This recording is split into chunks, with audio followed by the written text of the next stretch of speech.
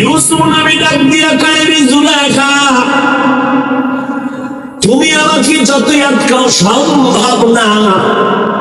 জুলাইখা সুন্দরী বলে, সম্ভাবনার দরজা সব আটকায় দিছি, অসম্ভবের কিছু নাই, দরজাগুলো আটকাইছি।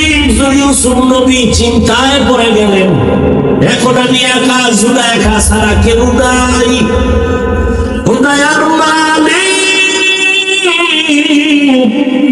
তুমি রহমতের দরজা খুলে দেও, এই গুনার রাস্তা থেকে বাঁচতে পারবো না। আল্লাহ তাআলা ইউসুফের জন্য রহমতের দরজা খুলে দিলেন। অন্তর থেকে জবাব আসছে, জুলাইখা, দরওয়াজায় তালা লাগাইছো তুমি, আর দরওয়াজায় ধাক্কা লাগাবো আমি, দরজা খুলবে আমার আল্লাহ। জুলাইখা অনেক আশা নিয়ে দরজা তালা লাগাইল। ইউসুফ নবী চিন্তা করলেন, দরজায় ধাক্কা দেওয়া আমার কাজ, দরজা খুলবেন কি খুলবেন না সেটা আল্লাহর কাজ। ইউসুফ নবী একটা ধাক্কা দিয়া দৌড় দিয়া দরজায় যখন টাচ করলেন, জুলাইখা তালা বদ্ধ সব দরজাগুলো টাস টাস করে খুলে গেল। ইউসুফ নবী দৌড়াইয়া সিঁড়ি থেকে নিচে নামলেন, জুলাইখাও পেছন দিক দিয়া নিচে নামলো। ইউসুফের গিয়া জামাটা ধইরা ছিঁড়া বানাইছে। ইউসুফ নবী জুলাইখা একই দিকে দৌড়ায়, জুলাইখা ওদিকে দৌড়ায়, ইউসুফ ওদিকে দৌড়ায়, একই দিকে দুজনে দৌড়ায়। নিচে ডাইবা দেখে জুলাইখার স্বামী আজিজে মিসর সামনে দাঁড়ানো। ডাক দিয়া কয়, ইউসুফ দৌড়াও কেন? ইউসুফ চুপ হয়ে গেছে, কিঞ্চিৎ কর্তব্য বিমূঢ় হয়ে গেল, কি বলবে। আবার মনে মনে চিন্তা, যে জিগাইতেছে কি হয়েছে, তার স্ত্রীর অপকর্ম বা উল্টা পাল্টা আমি কিছুই বলবো না, যেহেতু তার ঘরে থাকি, তারটা খাই, অন্তত অন্যায় তো চূড়ান্ত করে নাই, অতএব চুপ থাকি, দোষ না বলি। মহিলাদের অভ্যাস বড় খারাপ, না লাগলেও কথা বাড়ায় কইয়েই ফেলায়, মনে করে কথা বললেই বুঝি আমার সফলতা। জুলাইখা কন্ট্রোল করতে না পাইরা ইউসুফ নবীর উপরে দোষ চাপায় দিল, অথচ কোনো দোষ তো নাই, টুকটাক যদি থাকে সে দোষ তো জুলাইখা। কিন্তু নিজের দোষ স্বীকার না করে ইউসুফের দোষী বানাবার জন্য জুলাইখা ডাক দিয়ে কয়, তোমার ঘরে ইউসুফ গোলাম, তোমার স্ত্রীর সাথে খারাপ আচরণের জন্য রেডি হয়ে গেছে। ইউসুফ নবী চিন্তা করলেন, এখন আবার চুপ থাকাটা এটা ঠিক হবে না, কথা বলতেই হবে। ইউসুফ নবী বললেন, আমি পবিত্র,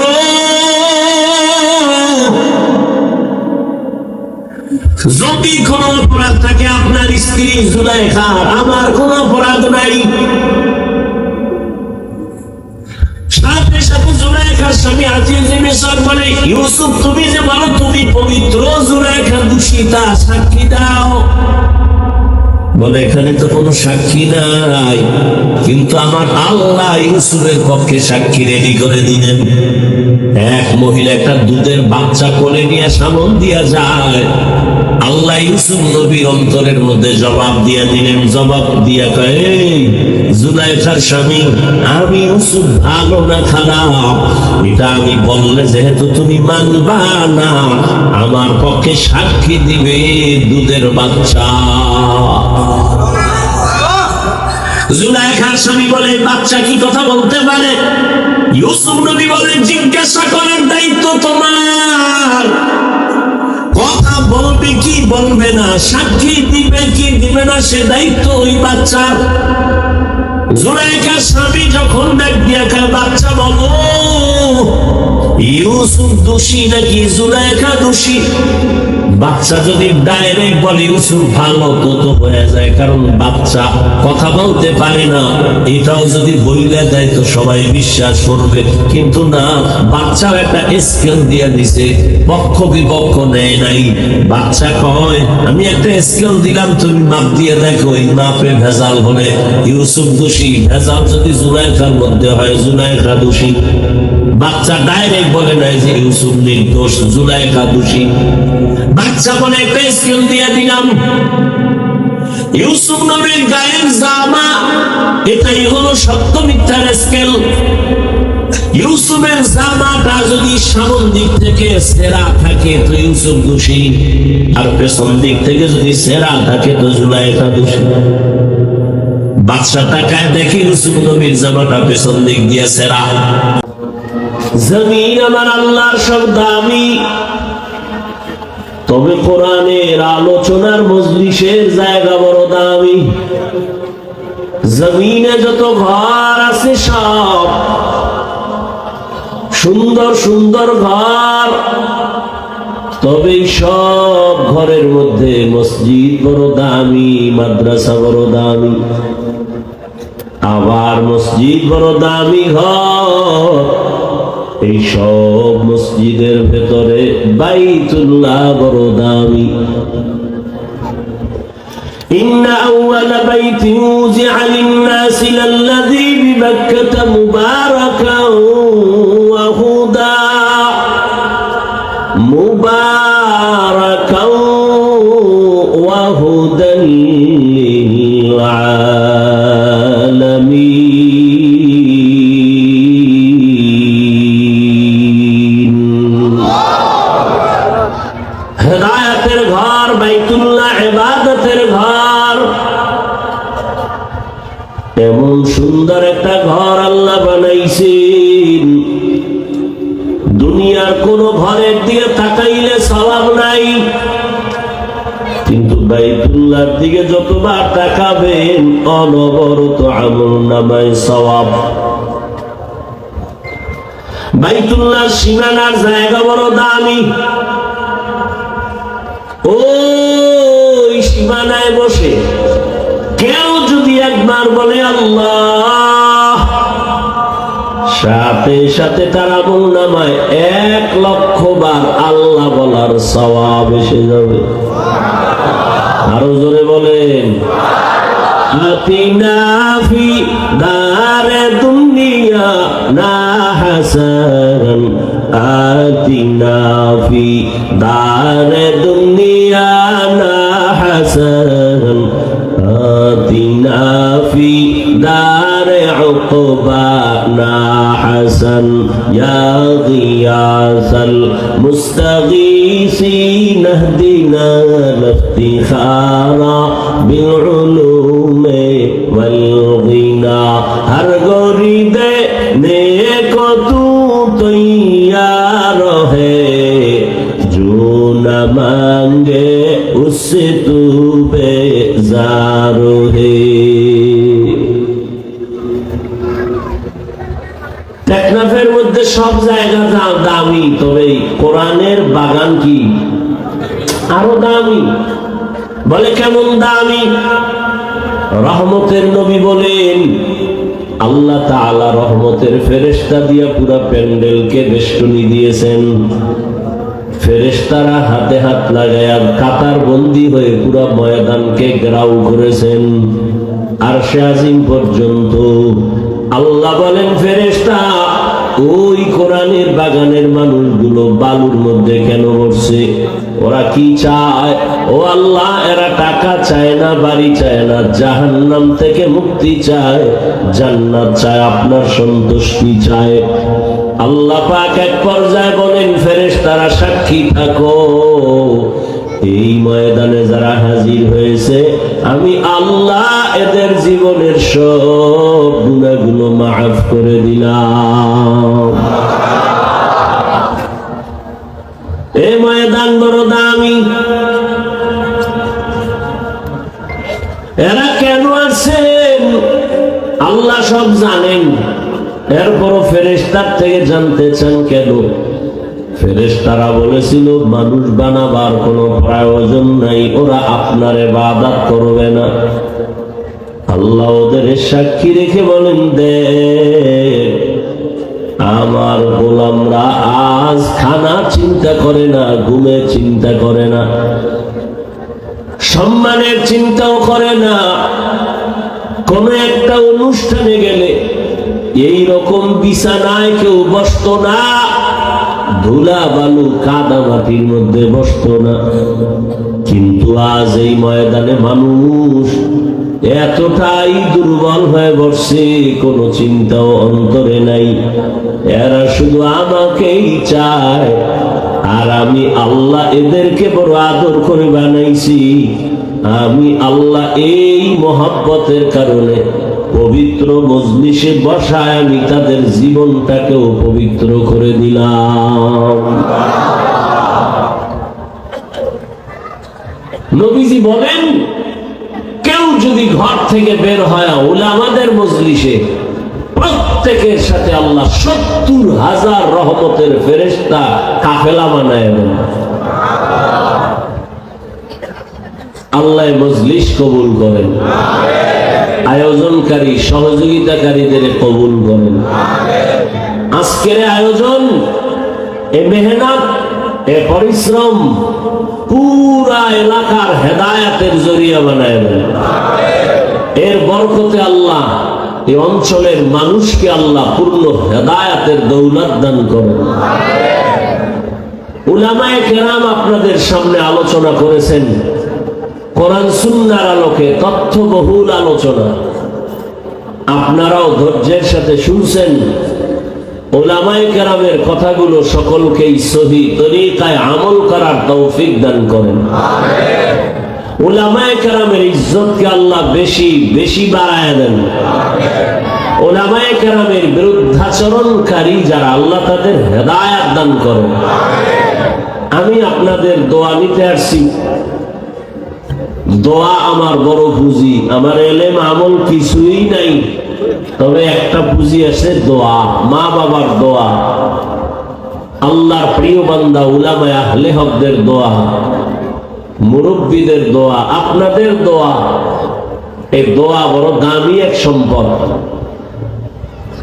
পাশাপাশি আমি সংক্ষিপ্ত আলোচনার নিয়তে কোরআনে হাকিমের সূরা আনকাবুতের সর্বশেষ আয়াতে কারিমা তিলাওয়াত করেছি, রাসূলের একটি হাদিস পড়েছি। ইখলাস রুহানিয়তের সমন্বয়ে সহি নিয়তে, সহি তরিকায়, সহি কিছু কথা আমাকে বলার মতো, আপনাদেরকে শুনবার মতো আল্লাহ তৌফিক দান করেন। ওয়াল্লাযীনা জাহাদু ফীনা লানাহদিয়ান্নাহুম সুবুলানা ওয়া ইন্নাল্লাহা লামাআল মুহসিনিন।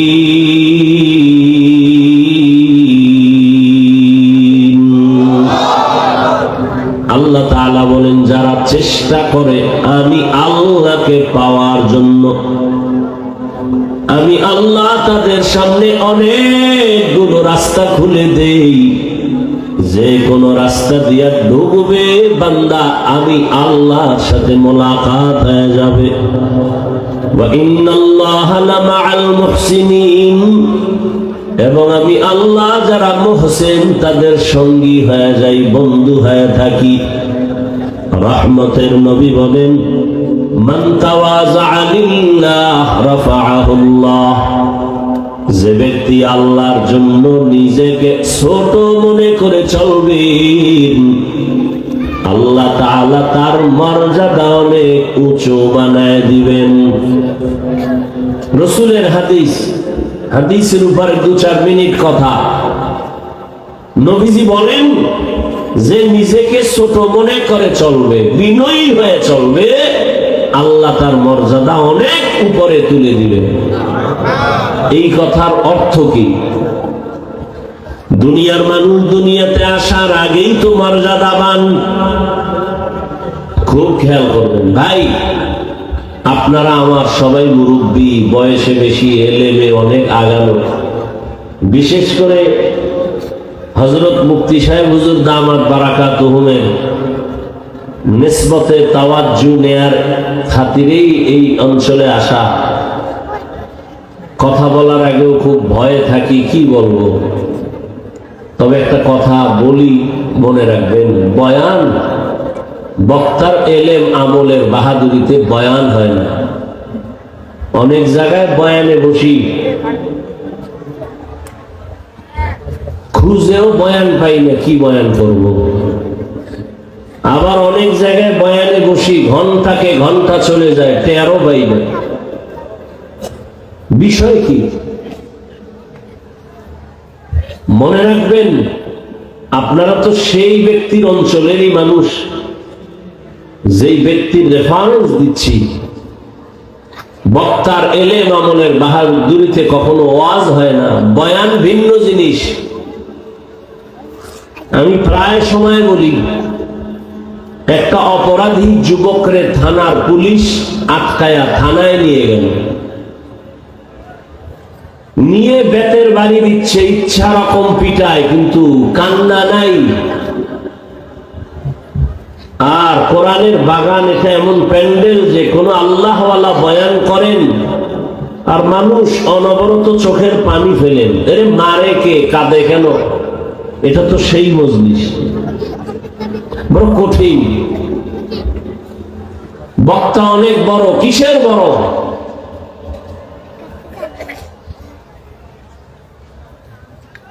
এলেম আমলের মাস্তানি আর বাহাদুরি সব জায়গায় চলে না, ওই বাহাদুরি দিয়ে বয়ান হয় না। তো বয়ান কেমনে হয়? দুই পুঁজি এক জায়গায় হলে বয়ান হয়। এক পুঁজি অদৃশ্য বাতেন আল্লাহর রহমত, আর এক পুঁজি জাহের শ্রোতাদের অন্তরের মোহাব্বত আকর্ষণ।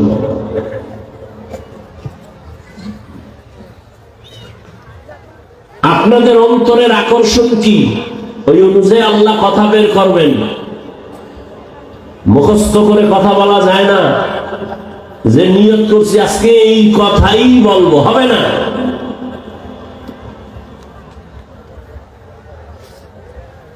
আপনাদের অন্তরের আকর্ষণের উপরে বয়ান হবে আর আল্লাহর রহমত।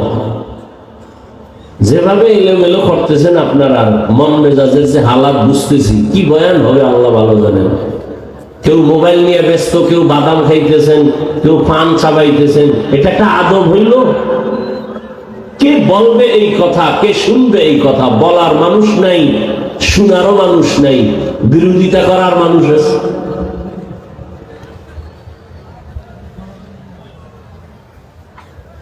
সারাটা বাংলাদেশে এগুলি বলতে বলতে অতিষ্ঠ। 24টা ঘন্টাই মোবাইল নিয়ে থাকেন, 2 ঘন্টা বয়ানে আসছেন, না চালিয়ে কি ক্ষতি হবে আপনার? কেন এই গুনাহের বক্সটা হাতে উঠাচ্ছেন?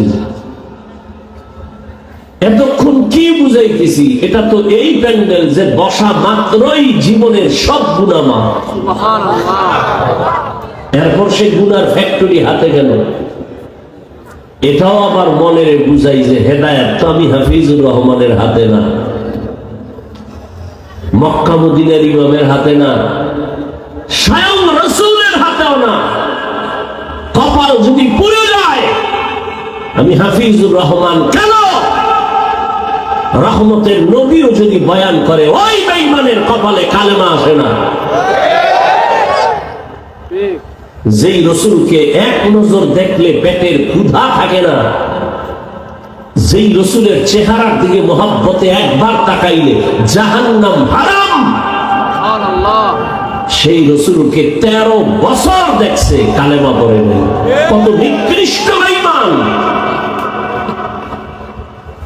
আর কপাল যদি খুলে যায়, 27 বছরের যুবক তরবারি নিয়ে দৌড়াচ্ছে, রসুলকে জবাই করবে, চেহারার দিকে তাকায় তরবারি ফেলে কালেমাওয়ালা মুসলমান হয়ে গেল। এর নাম কপাল। এই যে এত বলতেছি, কানে ঢুকে না তো, মাস্তানি ভাব নিয়ে বসে আছে। কারণ আমরা আমগো হুজুরকে এমনি তো মনে করে আমরা ফকির, আমরা বোকা। আর আপনারা কত টাকার মালিক, কত দামি মানুষ। হুজুরগো কথা না মানলে আপনাদের কি ক্ষতি হবে, আপনাদের উল্টা করলে আমগো ক্ষতি হবে। আপনাদের অন্তরের ধারণা এইরকম নষ্ট ধারণা, অথচ চোখের সামনে দেখতেছেন কই নমরুদ, কই ফেরাউন, কই সাদ্দাম, কই গাদ্দাফি, কই সাদ্দাম, কই আমেরিকার বুশ, চোখের সামনে কই 10 তলার মালিক দেখতেছেন চোখের সামনে। করোনায় সব ধ্বংস, মহামারীতে ধ্বংস। ঘুরে ফিরে হিসাব মিলায় দেখলাম কোরআনওয়ালা, রসুলের সুন্নাতওয়ালারাই শ্রেষ্ঠ। এগো করোনায় টেনশন নাই, ছাত্র জনতার আন্দোলন চলছে, এগো টেনশন নেই। এরা আগেও বাদশা, এখনো বাদশা, ভবিষ্যতেও বাদশা, কিয়ামতেও বাদশা। চোখের সামনে দেখতেছেন, এরপরও ব্রেন ওয়াশ হয় না। এখানে বসবেন 2 ঘন্টা, মোবাইল চালাবেন কেন? কি কাম আপনার বলেন? এরপরে আপনি এখানে 2 ঘন্টা না খাইলে কি মরে যাবেন, আর বাদাম খাইলে কি পেট ভরবে? কেন এগুলো করতেছেন? তো কেন আসছেন এখানে? কি নিতে চান? ওই কালকে না পরশুদিন বড় একটা আমার পরিচিত বন্ধু আলেম আমার একা কিছু বলেন, কি বলবো, একটু নসিহত করেন। তুমি আলেম মানুষ, তোমারে কি নসিহত করবো? আমি বললাম মাদ্রাসায় যাইও, ওখানে মাসে একদিন বয়ান হয়, ইসলাহি বয়ান, অনেক আল্লাহর আশিক বান্দারা থাকেন। যাইতো? আমি যাইতো না, ওই যাইতে হবে না তো, মক্কা তো অনেকেই যায়। বাইতুল্লাহ চতুর্পাশে তাওয়াফ করে, ডানে বামে সামনে পেছনে নারী, শরীরের সাথে টাচ লাগে নারীর সাথে। তাওয়াফ চলতেছে, নারীও বলে লাব্বাইক, পুরুষও বলে লাব্বাইক, একত্রে চলতেছে। এটাই তো পরীক্ষা, মুমিনের এখানেই তো পরীক্ষা। পৃথিবীর শ্রেষ্ঠ ঘর আল্লাহর ঘরের সামনে নারীও ডানে বামে সামনে পেছনে নারী পুরুষ একত্রে দৌড়াচ্ছে, লাব্বাইক বলতেছে। এখানেই তো ইমানের পরীক্ষা, কে ফেল কে পাস, এটাই তো পরীক্ষা। তোমার ডানে নারী, সামনে নারী, পেছনে নারী, বামে নারী, এর মধ্যে সেও বলে লাভবাহিক, তুমিও বলো লাভবাহিক। আর সে আজিম পর্যন্ত কার লাভবাহিক যাবে? পরীক্ষা চলতেছে বাইতুল্লাহর পাশে, খোদার ঘরের সামনে। যায় তো বাইতুল্লাহ অনেকে, হাজির হয় কতজন? কত নিমক হারাম কপাল পোড়ারা গিয়ে সেখানেও মোবাইলে লাইভ দেয়। ও কাঁদবে কখন?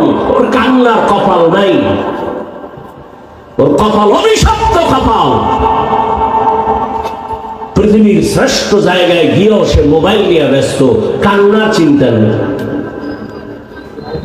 রসুলের রওজা মোবারকে মানুষ কাঁদতেছে, নিমক হারাম কপাল পোড়া মোবাইল নিয়ে লাইভ দিচ্ছে।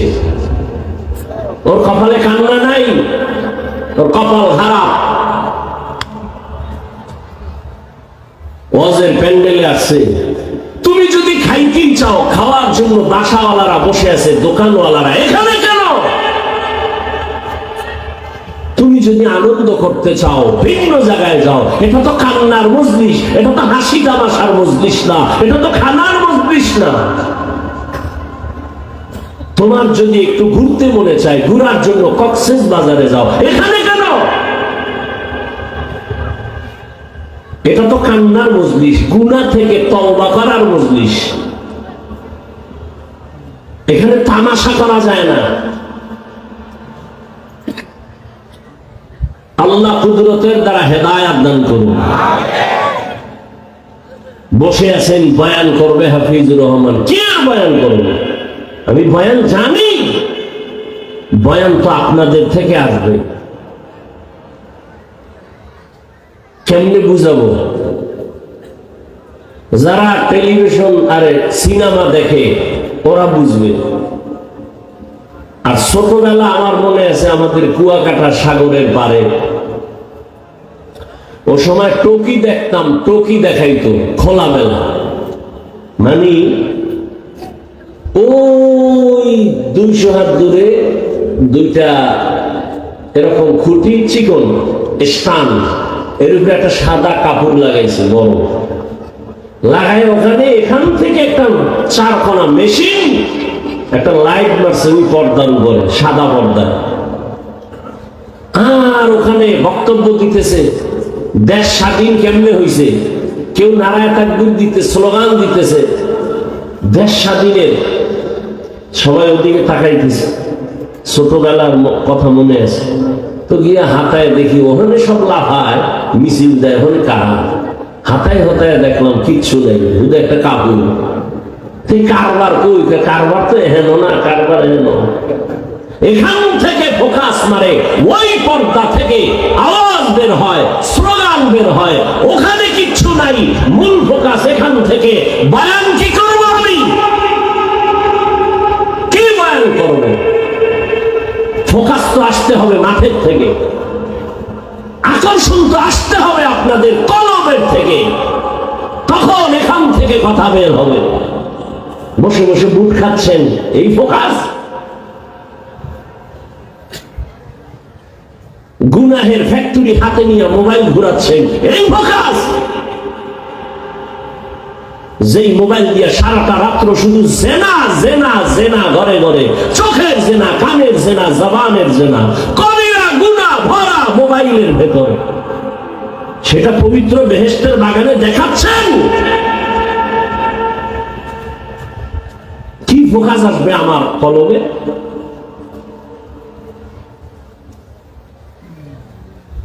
আল্লাহ হেদায়েত দান করুন। আল্লাহ বলেন যারা আমাকে পাওয়ার চেষ্টা চালায়, আমি আল্লাহ অনেকগুলো রাস্তা তার সামনে খুলে দেই, যেখান থেকে সে ঢুকবে আমি মালিকের সাথে মোলাকাত হয়ে যায়। হাদিসের ব্যাখ্যাটা শুনাইতেছিলাম, পরিবেশটা আমার কাছে, আপনারা তো দেখেন অনেক মানুষ হইছে টেকনাফের মাহফিলে, অনেক মানুষ হইছে। এই চাপাবাজিতে লাভ কি?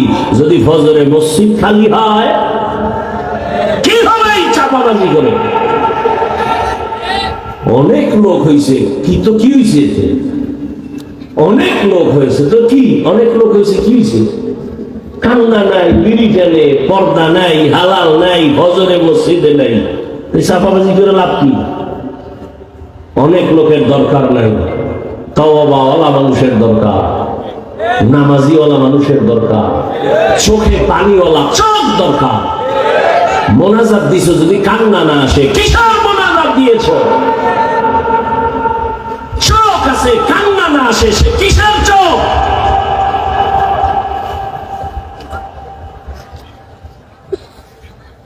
এক জায়গায় গেছি, মোনাজাত দেয় হুজুর, বড় করে মোনাজাত দিয়ে, কেন?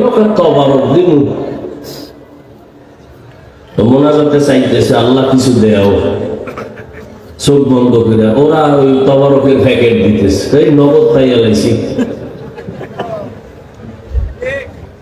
এই আছে কিছু আকাম দেশের বিভিন্ন জায়গায়। মোনাজাতের যে একটা গুরুত্ব, এটাই নেই। আবার কিছু কিছু জায়গায় মোনাজাতটা মন মতো দিবে না, হ্যাঁ আগে নেতা খাতারাই বক্তব্য দিয়া মোনাজাতের 12টা বাজায় দেবে, শেষ মোনাজাত। মোনাজাতের যে একটা রূপ, দিল নরম করে কান্না করা, এটা শেষ। আর বক্তারে রিস্ট্রিকশন দিয়া দেয়, রাজনীতির কোনো ওয়াজ করবেন না। তো রাজনীতির ওয়াজই যদি করতে না পারি, সেই স্টেজে রাজনীতির বক্তব্য দেয় কেন নেতারা? স্লোগান দিলা বৈষম্য চলবে না, এটা কোন বৈষম্য? গরম রাতে বিলাই বাজা। আল্লাহ হেদায়েত দান করুন। রাগ করতেছেন আপনারা? থাকবেন তো সেই দোয়া পর্যন্ত? আপনারা বড় বুজুর্গ হয়ে গেছেন, দোয়া টোয়া লাগে না। বাংলাদেশে যত মানুষের যত দোয়া লাগে, তুলনামূলক কথার কথা, আপনাদের দোয়া তো আরো বেশি দরকার। গতবার কোথায় যেন বলে গেছি না, এসে যে সাগর যদি খালি একটু একটু গরম হয়, ঘুমের তুইটা দেখবেন পানির তলে ঘুমাইতেছেন। শেষ। বাংলাদেশের একটা জেলার নাম শরীয়তপুর, ওই জেলার একটা থানার নাম নড়িয়া। এক এলাকা পুরাটাই পানির তলে চলে গেছে রাতের বেলা, শেষ। এ তো কয়েক মাস আগের ঘটনা। তো আল্লাহ যদি সাগরকে অর্ডার দেয় আপনাদের টেকনাফ ধ্বংস হইতে কয় মাস লাগবে? 1 সেকেন্ড। এই ভয় থাকলে তো ঘুমাইয়া ঘুমাইয়া গানের তার দিয়া গান শুনতে পারতেন না। তো নবীজি বলছেন যে নিজেকে ছোট বানায়া বিনয়ী হয়ে চলবে, আল্লাহ তার মর্যাদা বাড়াবেন। প্রশ্ন হলো, মানুষ তো দুনিয়াতে আসার আগেই মর্যাদাবান। আল্লাহ মানুষকে মর্যাদাবান করে বানাইছেন, বানাইয়া মর্যাদা দেন নাই। বানাবার আগেই সৃষ্টি শ্রেষ্ঠ মর্যাদা দিবেন সিদ্ধান্ত নিয়ে মানুষ বানিয়েছেন। তাহলে আমার বিনয়ী হলে মর্যাদা বাড়বে, তার মানে এর সংক্ষিপ্ত 2-3 মিনিটে শুনেন।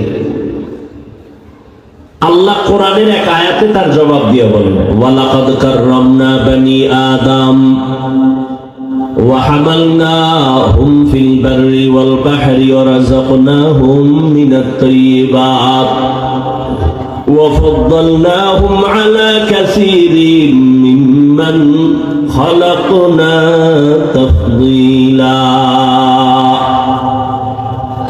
বনি আদম বড় দামি, বড় শ্রেষ্ঠ। আল্লাহ বলেন, জমিনে এবং পানির মধ্যে চলার মতো ব্যবস্থা আমি আল্লাহ করেছি, উত্তম ব্যবস্থা। দুনিয়ার কোন প্রাণীর জন্য এমন ব্যবস্থা করি নাই, মানুষের জন্য আমি করেছি। জমিনের ভেতরে আমি আল্লাহ প্রাণী যত আছে সব প্রাণীর খানা রিজিক আমি আল্লাহ দেই। গর্তের পিপিলিকার খানা আমি দেই। সমুদ্রের ভেতরে হাজারো লাখো মাছ আছে, খানা আমি দিই। উড়ন্ত পাখি ও উড়তে থাকে সারাদিন, সন্ধ্যাবেলা পেট ভরিয়া বাচ্চার খানা নিয়ে হাজির হয়, ওর খানাও আমি দেই। জঙ্গলের প্রাণীর খানাও আমি দেই। তবে মানুষের খানা অনেক পিওর, আমি আল্লাহ এমন খানার আয়োজন করেছি। মানুষের খানা এতটা সুস্বাদু, এতটা পাক, এমন পিওর খানা আমি কোন প্রাণীর জন্য বানাই নাই।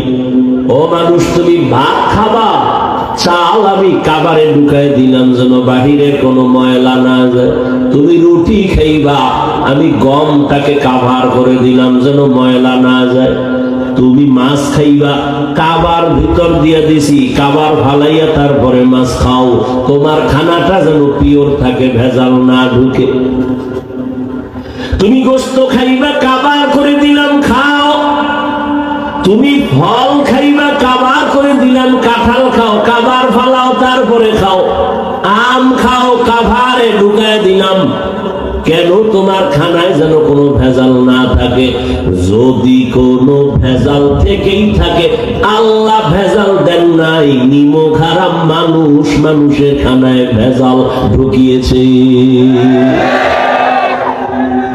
মাছের মধ্যে ভেজাল থাকলে মানুষ করেছে, আমার আল্লাহ করেন নাই।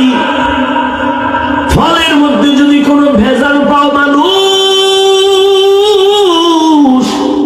নিমক হারাম, এই মানুষ ভেজাল ঢুকিয়েছে। তেলে ভেজাল, ডালে ভেজাল, সব ভেজাল মানুষ করেছে। এই জন্য আল্লাহ বলেন, মানুষ বড় নিমক হারাম। ইন্নাল ইনসানা লিরাব্বিহি লাকানুদ। মানুষের মতো নিমক হারাম আর কেউ নাই। ওরা এত বড় নিমক হারাম, মানুষ হইয়া মানুষের এই পরিমাণ ক্ষতি করে, একটা পশুর এত ক্ষতি করে না। মানুষ হয়ে মানুষের যেই পরিমাণ ক্ষতি করে, একটা পশুর ক্ষতি করে না।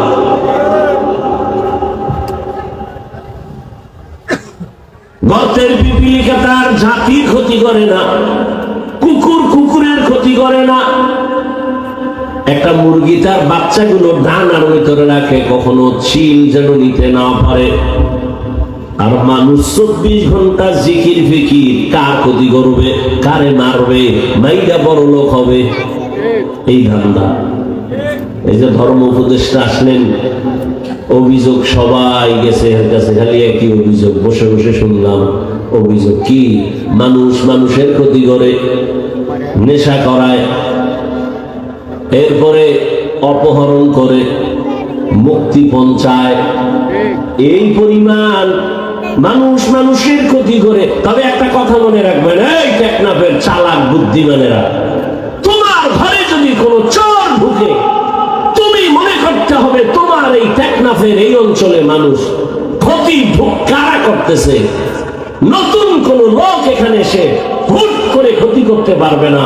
খুঁজতে থাকো, এখানে কোনো ইশারা দিচ্ছে কোনো নিমক হারাম।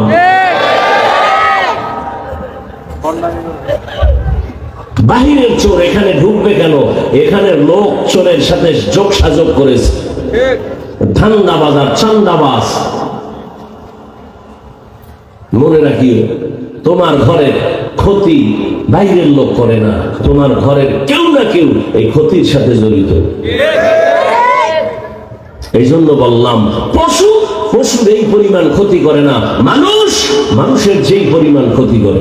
24 ঘন্টা মানুষের ক্ষতি করার স্বপ্ন স্বপ্ন স্বপ্ন। কেমনে কারে নিচে রাখবে, কারে মারবে, কারে ধন সম্পদ আত্মসাৎ করবে, নিজে বড় লোক হবে, অথচ শেষ ফল নিজেই এগুলো ভোগ করতে পারে না। ওই আমি মাঝে মাঝে বলি, এক মাইয়াকে পাওয়ার জন্য আর এক যুবকের একজনে মেরে ফেলছে। বিনিময় কি হয়েছে? ওই মাইয়াটারে নিয়ে আমি থাকবো, তোরে ওখানে ঢুকতে দিব না, তোরে মাইনাস করে দিলাম। ফলাফল কি? মাইয়ারও ফাঁসি, ওরও ফাঁসি। কি হইল?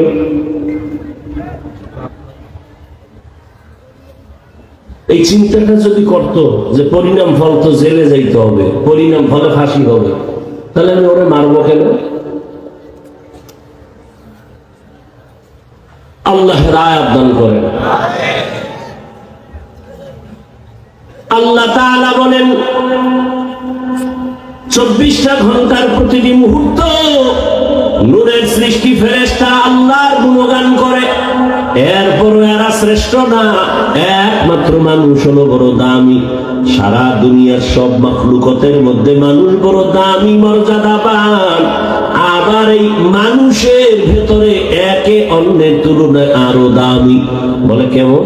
সারা দুনিয়ার মাখলুকের মধ্যে মানুষ দামি, আবার এই মানুষের মধ্যে যারা ঈমানওয়ালা তারা অন্য মানুষের তুলনায় দামি। আবার ঈমানওয়ালাদের মধ্যে যারা আমলওয়ালা তারা আরো দামি। আবার আমলওয়ালাদের ভেতরে যারা তাকওয়াওয়ালা তারা আরো আল্লাহর কাছে দামি। আবার এই তাকওয়াওয়ালাদের ভেতরে যারা বিনয়ী হয়ে চলবে তাদের দাম আরো বেড়ে যাবে। বলে কেমনে? এখন তোমাকে ভালোবাসে 5 জন, তুমি আরো বিনয়ী হয়ে চলো, তোমাকে 5 লাখ মানুষ ভালোবাসবে। তুমি আরো বিনয়ী হয়ে আল্লাহরে আপন বানায় চলো, গোটা দেশের মুমিন তোমাকে ভালোবাসবে। আরো যদি বিনয়ী হও, এখন তোমাকে মুমিনেরা ভালোবাসে, এক পর্যায়ে দেখবা যারা মুমিন না তারাও তোমাকে ভালোবাসবে। যদি আরো বিনয়ী হও, আল্লাহর জন্য যদি নিজের ছোট মনে করে চলো, তাহলে আল্লাহ তাআলা আরো মর্যাদা বাড়াবেন। বলে কেমন? এখন তোমাকে শুধু মুমিন আর বেঈমানেরা ভালোবাসে এতটুকু না, ভালোবাসার পরিধি আরো বেড়ে যাবে। বলে কেমন? বলে জঙ্গলের প্রাণীও তোমাকে ভালোবাসবে। এখন তোমার কথা 5 জনে শুনে 5 লাখ শুনবে, পুরা দেশবাসী শুনবে, এক পর্যায়ে মর্যাদা আরো বাড়বে, জঙ্গলের প্রাণীও তোমার কথা শুনবে। এর প্রমাণ আছে না? আল্লাহ তাআলা এই বান্দাদেরকে এইভাবে মর্যাদা দান করেন। এই যে এত মানুষ এখানে বসে আছেন, এই মানুষগুলোকে আমি প্রায় সময় বলি টাকাওয়ালা, টেকনাফের কোন ধনী। এই মানুষগুলোকে যদি এক জায়গায় করতে চাইতেন, আসা যাওয়ার গাড়ি ফ্রি দেওয়া লাগতো। বসার জন্য ভিআইপি ব্যবস্থা, এরপরে নাস্তা, এরপরে আবার এতগুলো মানুষ নিয়ন্ত্রণের জন্য কত পুলিশ। কিন্তু এখানে আপনারা যারা আসছেন কোনো ভাড়া দেওয়া হয় নাই এবং বসার কোনো ভিআইপি ব্যবস্থা নাই, এরপরে নাস্তা টাস্তা কিছুই নাই, নিয়ন্ত্রণের জন্য কোনো প্রশাসনের প্রয়োজন হয় নাই। এরপরে আপনারা ঘন্টাকে ঘন্টা বসে আছেন। আমি যে বয়ান করতেছি সব গাইবি বয়ান, আল্লাহর কথা বলি কিন্তু দেখানো যাবে না। জান্নাতের বয়ান করি দেখানো যাবে না, জাহান্নামের বয়ান করি দেখানো যাবে না, হাতেও কিছু দেওয়া যাবে না। এরপর মানুষগুলো বসে আছেন, কথাগুলো শুনতেছেন। এটা আমার মাওলার দয়া ছাড়া কোনোদিন সম্ভব না। কাদের কুদরত দারি বরকামাল আনতা রব্বি আনতা হাসবি যুল জালাল তুহি কাদের জলিলুল্লাহ জাহাদার বহর হালে তুহি মেরা নিগাহদার। এর নবীর আশিক, প্রথমেই তো বলেছিলাম মানুষ সব আল্লাহর বানানো মাখলুক, তবে সব মানুষ এক না। যারা ঈমান আল্লাহ তারা দামি। জমিনের মধ্যে অনেক পিপিলিকা আছে, সব পিপিলিকা এক না। সুলাইমান নবীর সাথে যেই পিপিলিকার সম্পর্ক, আল্লাহর রাসূল বলেন ওই পিপিলিকা জান্নাতে যাবে। আপনাদের এলাকায় কুকুর আছে, কুকুর আছে না? সব কুকুর আল্লাহর বানানো মাখলুক, তবে আসহাবে কাহাফের সাথে সম্পর্কিত যে কুকুর আছে, আল্লাহর কোরআন বলে ওই কুকুর দামি। রহমতের নবী বলেন ওই কুকুর আল্লাহর জান্নাতে যাবে। আপনাদের অঞ্চলে গরু আছে, গাভী আছে, সব আল্লাহর বানানো মাখলুক, তবে সব গাভী এক না। মুসা নবীর সাথে যেই গাভীর সম্পর্ক, ওই গাভীটা আল্লাহর জান্নাতে যাবে। উড়ন্ত পাখি সব আমার আল্লাহর বানানো মাখলুক, তবে সুলাইমান নবীর যুগের হুদহুদ নামের পাখিটা জান্নাতে যাবে। সমুদ্রে যত মাছ সবই দামি আল্লাহর মাখলুক। গতকাল নাকি বরাক মাছ হয়েছে, কবে খবর নেই। গতকালকের আগের দিন বড় মাছ। বাংলাদেশের জাতীয় মাছের নাম জানেননি কি? ইলিশ মাছ। এই মাছও আল্লাহর কাছে দামি না। ইউনুস নবীজিরে যেই মাছ পেটে নিয়ে আবার ধারণ করেছেন, রহমতের নবী বলেন ওই মাছ আল্লাহর জান্নাতে যাবে। সোহবতে সালে তোরা সালে কুনাত, সোহবতে তালে তোরা তালে কুনাত জামানা, সোহবতে বা আউলিয়া বেহতের সদ সালাত বেরিয়া। আল্লাহ তাআলা বলেন নবী আপনি আমার কোরআনের আয়াত শুনায় দেন, ওয়াল্লাযীনা জাহাদু ফীনা লানাহদিয়ান্নাহুম সুবুলানা ওয়া ইন্নাল্লাহা লামাআল মুহসিনিন।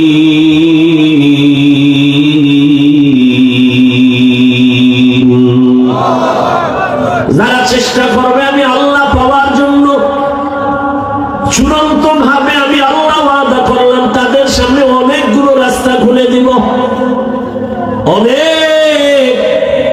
তাহলে বুঝা গেল বান্দার কাজ হলো চেষ্টা করা। আস-সা'য়ু মিন্নি ওয়াল ইতমামু মিনাল্লাহ।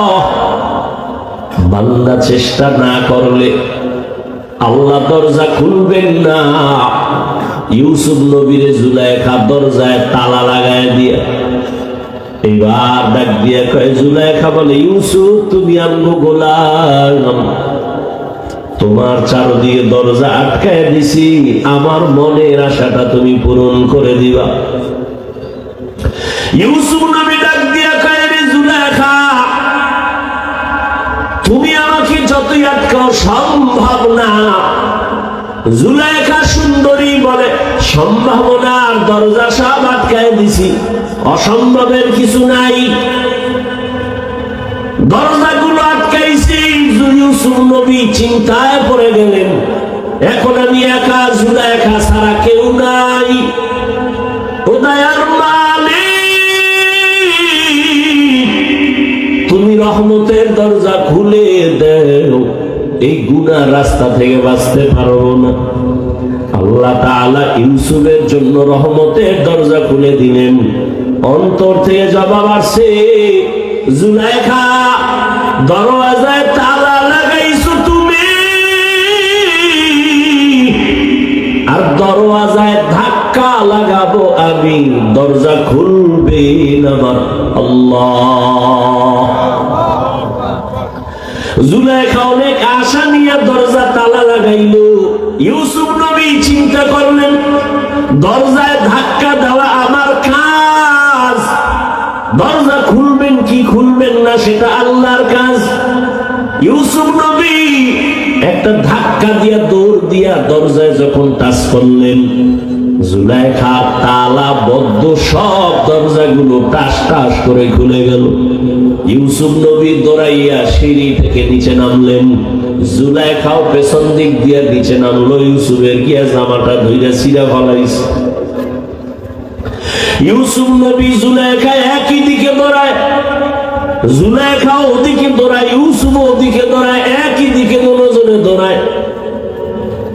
নিচে নাইবা দেখে জুলেখার স্বামী আজিজে মিসর সামনে দাঁড়ানো। ডাক দিয়া কয়, ইউসুফ দৌড়াও কেন? ইউসুফ চুপ হয়ে গেছে, কিঞ্চিৎ কর্তব্য বিমূঢ় হয়ে গেল, কি বলবে। আবার মনে মনে চিন্তা, যে জিগাইতেছে কি হয়েছে, তার স্ত্রীর অপকর্ম বা উল্টা পাল্টা আমি কিছুই বলবো না, যেহেতু তার ঘরে থাকি, তারটা খাই, অন্তত অন্যায় তো চূড়ান্ত করে নাই, অতএব চুপ থাকি, দোষ না বলি। মহিলাদের অভ্যাস বড় খারাপ, না লাগলেও কথা বাড়ায় কইয়েই ফেলায়, মনে করে কথা বললেই বুঝি আমার সফলতা। জুলেখা কন্ট্রোল করতে না পাইরা ইউসুফ নবীর উপরে দোষ চাপায় দিল, অথচ কোনো দোষ তো নাই, টুকটাক যদি থাকে সে দোষ তো জুলেখা। কিন্তু নিজের দোষ স্বীকার না করে ইউসুফের দোষী বানাবার জন্য জুলেখা ডাক দিয়ে কয়, তোমার ঘরের ইউসুফ গোলাম তোমার স্ত্রীর সাথে খারাপ আচরণের জন্য রেডি হয়ে গেছে। ইউসুফ নবী চিন্তা করলেন, এখন আমার চুপ থাকাটা এটা ঠিক হবে না, কথা বলতেই হবে। ইউসুফ নবী বললেন, আমি পবিত্র,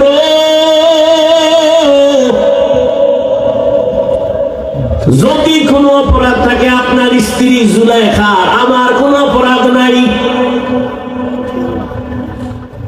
সাথে সাথে জুলেখার স্বামী আজিজে মিসর বলে, ইউসুফ তুমি যে বলো তুমি পবিত্র, জুলেখা দূষিতা, সাক্ষী দাও। বলে, এখানে তো কোনো সাক্ষী নাই, কিন্তু আমার আল্লাহ ইউসুফের পক্ষে সাক্ষী রেডি করে দিলেন। এক মহিলা একটা দুধের বাচ্চা কোলে নিয়ে সামন দিয়া যায়, আল্লাহ ইউসুফ নবীর অন্তরের মধ্যে জবাব দিয়া দিলেন। জবাব দিয়া কয়, এই জুলেখার স্বামী, আমি ইউসুফ ভালো না খারাপ এটা আমি বললে যেহেতু তুমি মানবা না, আমার পক্ষে সাক্ষী দিবে দুধের বাচ্চা। জুলেখার স্বামী বলে, বাচ্চা কি কথা বলতে পারে? ইউসুফ নবী বলে, জিজ্ঞাসা করার দায়িত্ব তোমার, কথা বলবে কি বলবে না, সাক্ষী দিবে কি দিবে না, সে দায়িত্ব ওই বাচ্চার। জুলেখার স্বামী যখন ডাক দিয়ে কয়, বাচ্চা বলো, ইউসুফ দোষী নাকি জুলেখা দোষী? বাচ্চা যদি ডাইরেক্ট বলে ইউসুফ ভালো তো তো হয়ে যায়, কারণ বাচ্চা কথা বলতে পারে না, এটাও যদি বইলে দেয় তো সবাই বিশ্বাস করবে। কিন্তু না, বাচ্চাও একটা স্কেল দিয়ে দিছে, পক্ষ বিপক্ষ নেয় নাই। বাচ্চা কয় আমি একটা স্কেল দিলাম, তুমি মাপ দিয়ে দেখো, ওই মাপে ভেজাল হলে ইউসুফ দোষী, ভেজাল যদি জুলাইখার মধ্যে হয় জুলাইখা দোষী। বাচ্চা ডাইরেক্ট বলে না যে ইউসুফ নির্দোষ, জুলাইখা দোষী। বাচ্চা বলে একটা স্কেল দিয়ে দিলাম, ইউসুফ নবীর গায়ের জামা এটাই হলো সত্য মিথ্যার স্কেল। ইউসুফের জামাটা যদি সামন দিক থেকে সেরা থাকে তো ইউসুফ দোষী, আর পেছন দিক থেকে যদি সেরা থাকে তো জুলাইখা দোষী। বাদশা তাকায় দেখে ইউসুফ নবীর জামাটা পেছন দিক দিয়ে সেরা, বুঝেই কর মহিলা বড় ভেজা। জুলাইখা পেস্ত লাগাইছ, তোমাদের এই পেঁচগোছ বড় খারাপ, চিল্লা চিল্লিও করা যায় না, মানুষে শুনলে উপায় কি? তো যে কথা বলতেছিলাম, চেষ্টা করা বান্দার কাজ। আসাইউ মিন্নি ওয়াল ইতমামু মিনাল্লাহ। ও বান্দা, তুমি আল্লাহকে ডাক দেওয়া তোমার দায়িত্ব, জবাব দেওয়ার দায়িত্ব আমার আল্লাহর। বান্দা তুমি আমার আল্লাহকে ডাকো। একটা বাচ্চা মাকে যদি না ডাক দেয়, মায়ের অন্তরে মায়া বাড়ে না, এক হাতে তালি বাজে না, বিনা বাতাসে পানি নড়ে না। ঠিক বাবা, নিজের চেষ্টা যদি না থাকে অন্য দিক থেকে পূর্ণতা আসে না। আল্লাহ তাআলা বলেন চেষ্টা করো, আমি আল্লাহ তোমার চেষ্টা দিয়ে তাকাইয়া একটা না দুইটা না অনেকগুলো রাস্তা খুলে দিব। বান্দা তুমি দৌড়াইতে থাকো, আল্লাহর মহব্বতের পথে দৌড়াও, আমি আল্লাহ তোমার জন্য রাস্তা খুলে দিব। বান্দা যখন চেষ্টা চালাইতে থাকবে, একটা বাচ্চা মাকে মা মা বলে ডাকে, মা জবাব দেয় না, কারণ বাচ্চাটা আম্মুকে ডাকে, মা শুইনাও ডাকের সাড়া দেয় না। কেন? মা চায় আমাকে যতবার আম্মু বলে ডাকবে তত আমার কলিজা ঠান্ডা হবে, আমারে যতবার মা বলে ডাকবে আমার দিলটা মজা লাগে, কারণ মা সারা বুঝানো যাবে না সন্তানের মা ডাকে কেমন মজা। সন্তান মা বলিয়া ডাক দিলে মায়ের কলিজায় যে কেমন মজা লাগে, এটা মা সারা বুঝানো যায় না।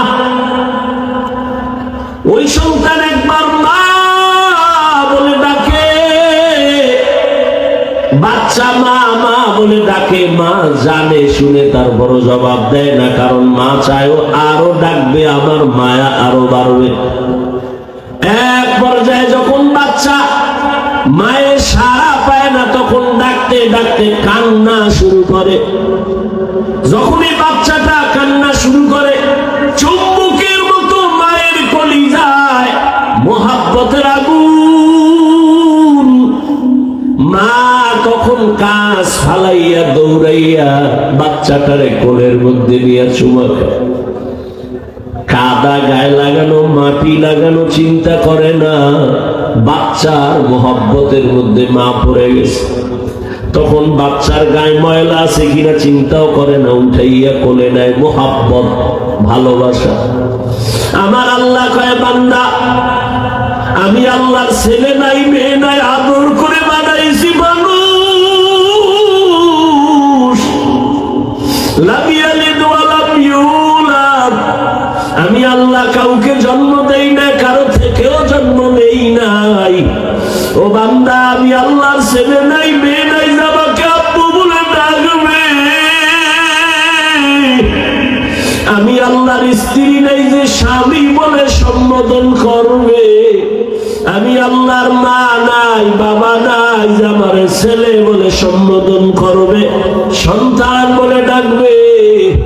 আমি আল্লাহ ওয়াহদাহু লা শারীকা লাহু। আমি আল্লাহ এক। আমি আল্লাহ বড় আদর করে বানাইছি, বড় মায়া করে বানাইছি মানুষ। ও বান্দা, তোর জন্যই আসমান বানাইলাম, তোমার জন্যই তো সূর্যের আলো চাঁদের আলো। আমি আল্লাহ তোমার জন্যই তো বাতাসের ব্যবস্থা করলাম, তোমার জন্যই তো সমুদ্রের পানি, তোমার জন্যই তো মাছ, তোমার জন্যই তো গাছ, তোমার জন্যই তো বাতাস, তোমার জন্যই তো ফসল আর গাছের ফল। ও বান্দা, সব আমি তোমারে দেওয়ার কারণ, আমার ছেলে নাই মেয়ে নাই, বড় আদর করে তোদের বানাইছি। ওরে একটা বাচ্চার ডাক শোনার জন্য মা যেমন পাগল,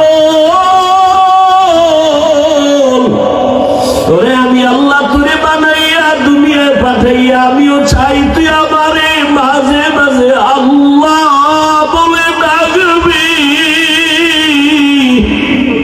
তোর মাকে তুই মা বলিয়া ডাকো, বাধা নাই, বাবাকে বাবা বলে ডাকো, বাধা নাই, কিন্তু আমি চাই তুই মাঝে মাঝে আমাকে আল্লাহ বলে ডাক দিবি।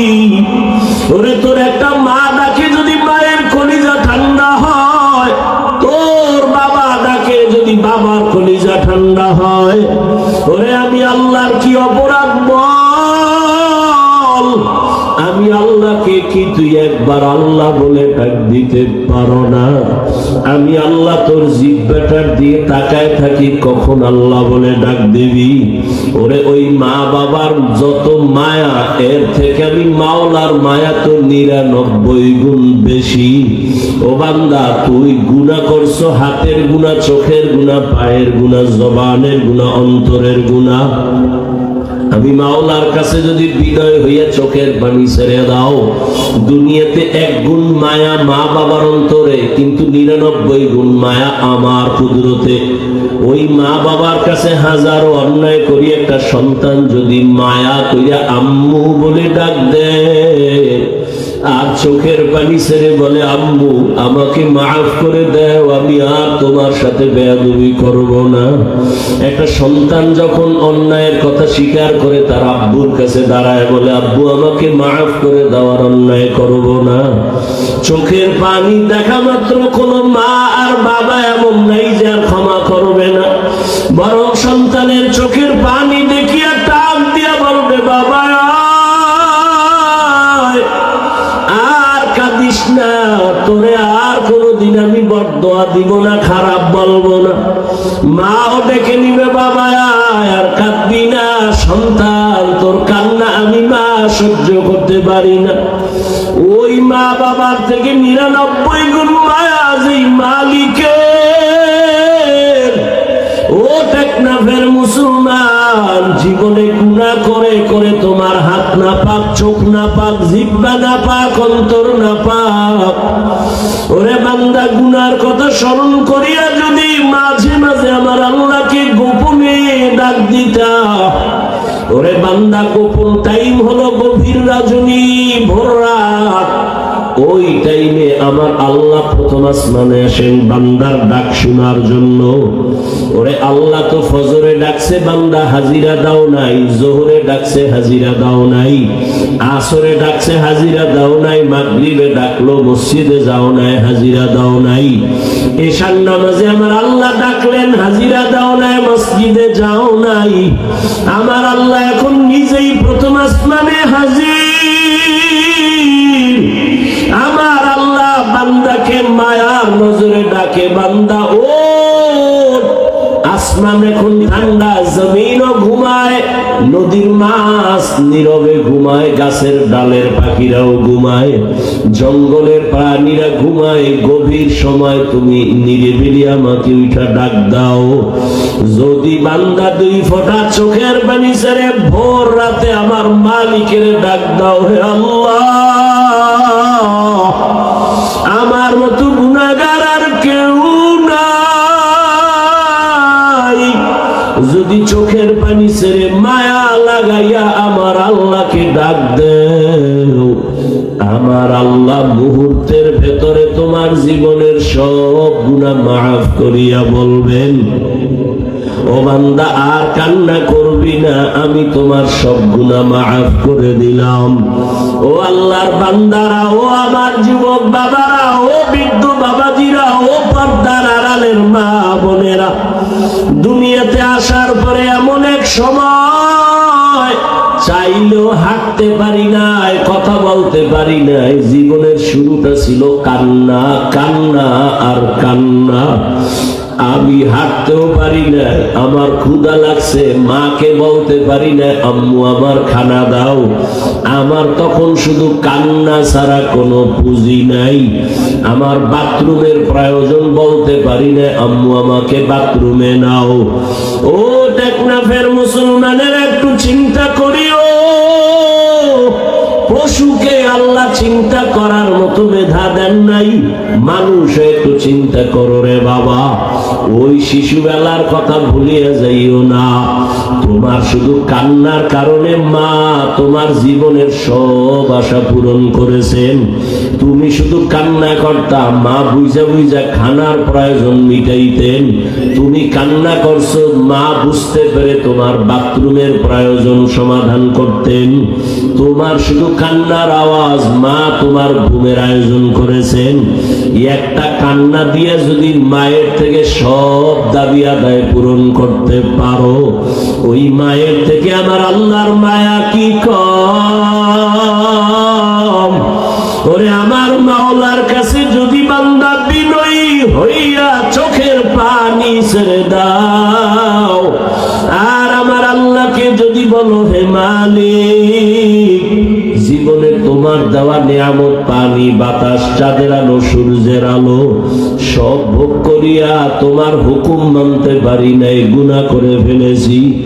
গুনার কারণে আমার হাত না পাক, চোখ না পাক, অন্তর না পাক। আজকে থেকে তওবার নিয়ত করে ফেললাম, আর জীবনে গুনাহ করব না, দয়া করে মাফ করে দাও। আমার আল্লাহ বান্দাকে আর ক্ষমা না করে পারেন না। আল্লাহ ঘোষণা দেন উদউনি আস্তাজিব লাকুম। বান্দা তুমি আমাকে যখন ডাক দাও আমি জবাব দিয়া দেই, অর্থাৎ আমি তোমার জবাব দেওয়ার মানে তোমাকে মাফ করে দেই। আমি আর তোমার জীবনে কোনো গুনাহ আমল নামায় বাকি রাখি না। ও আমার যুবক বাবারা, কয়দিন বাহাদুরি করবা যৌবনের? চোখের সামনে তাকাইয়া দেখো, করোনার ভেতরে যুবকের লাশ, পানির নিচে যুবকের লাশ, ঘুমের বিছানায় যুবকের লাশ। কয়দিন আর যৌবনের বাহাদুরি করবা? চোখের সামনে কত আপনজন চলে গেল, এখনো কি তওবা করবা না? মনের আশা পূরণ করিয়া তো গুনাহ কম করো নাই, দাড়ি কম কাটো নাই, বেপরদায় কম চলো নাই, মা বাবার সাথে বেয়াদবি কম করো নাই।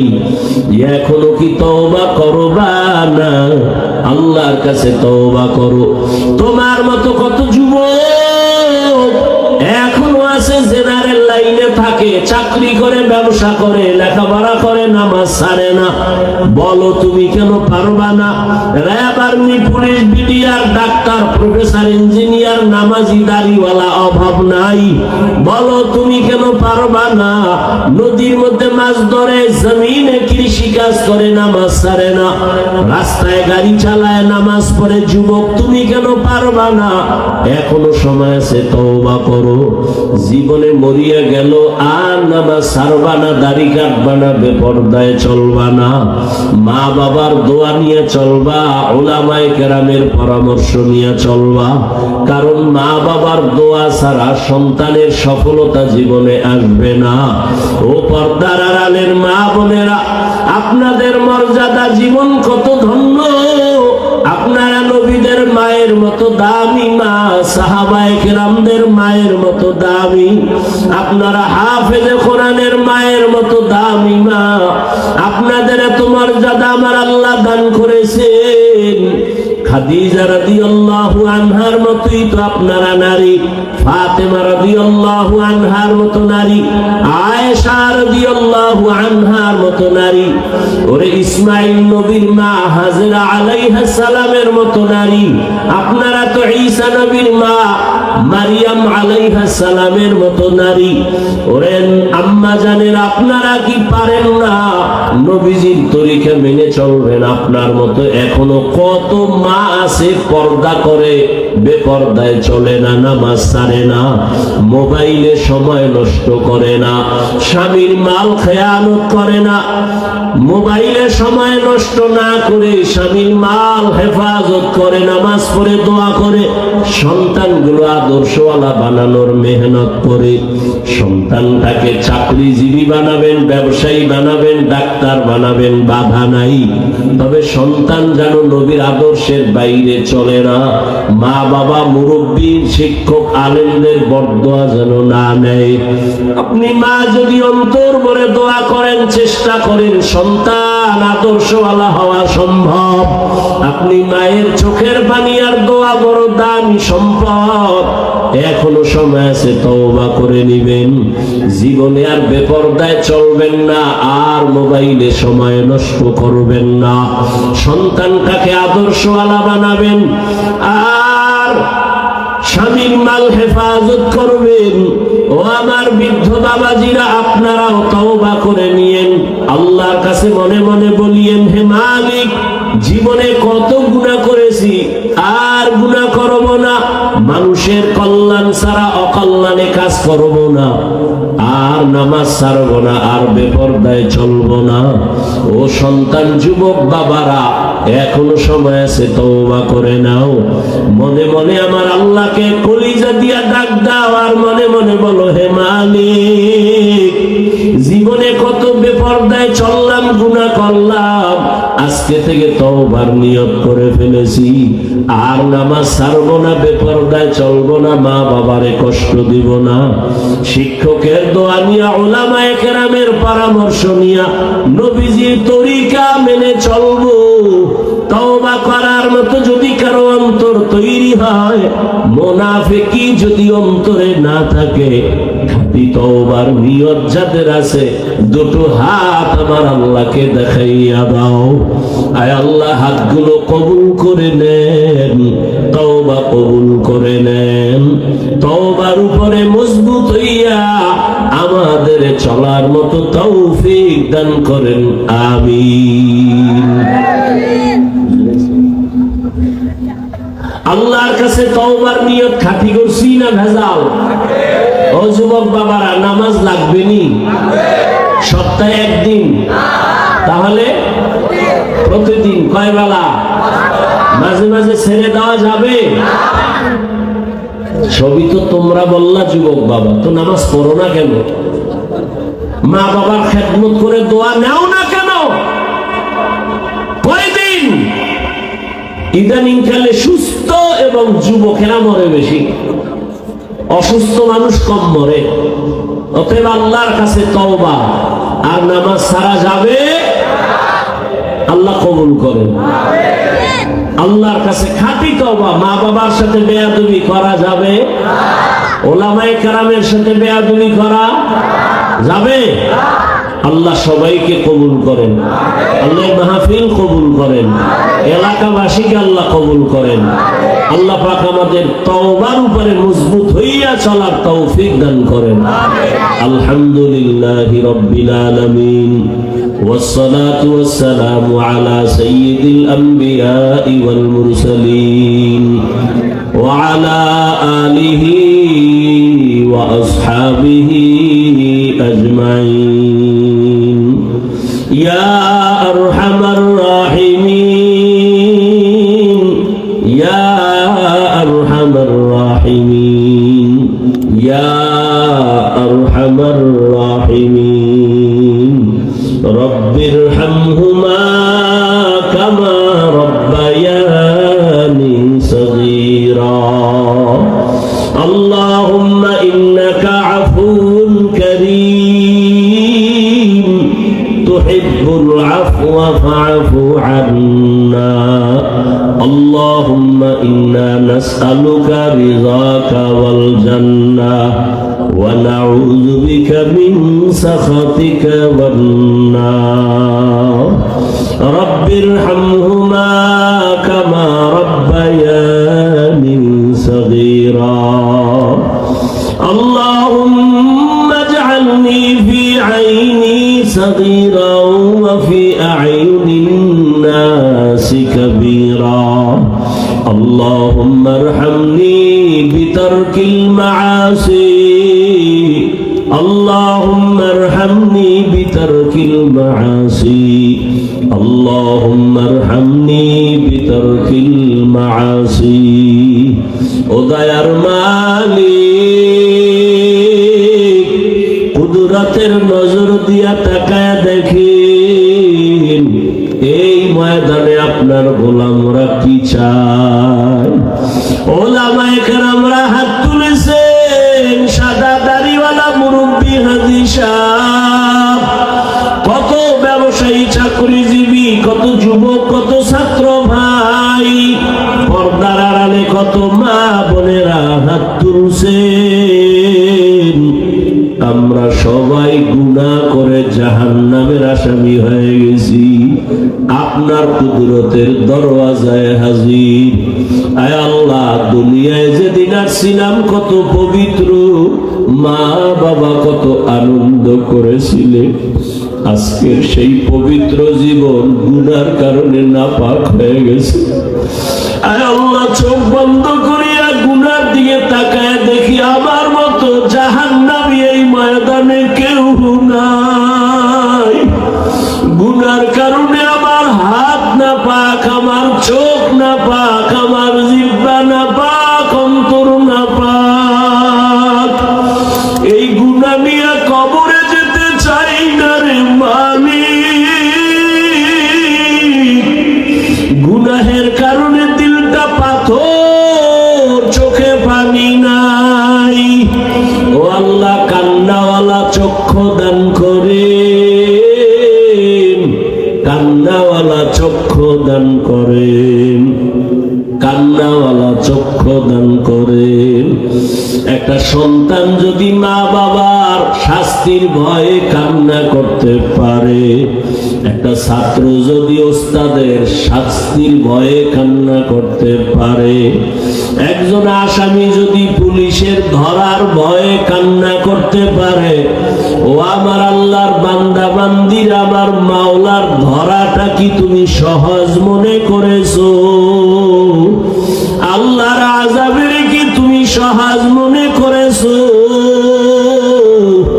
ওরে গুনাহগার বেনামাজি হইয়া যদি কবরের মৌতের বিছানায় পড়িয়া যাও ওরে 70 গুণ তোমার জান কবজের সময় বেশি কষ্ট শুরু হয়ে যাবে